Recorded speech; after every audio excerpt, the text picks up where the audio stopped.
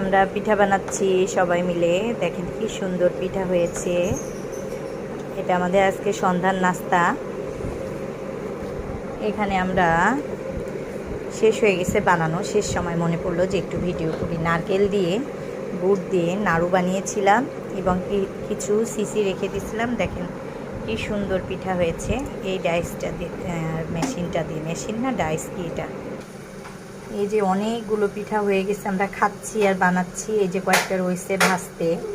আর এই যে আমরা ভাজতেছি। প্রথমে হাত দিয়ে বানিয়েছিলাম, সেগুলো বড় হয়ে গেছে। পরে আবার এই যে ছোট করে করে এই যে এসে বানাচ্ছি। দেখেন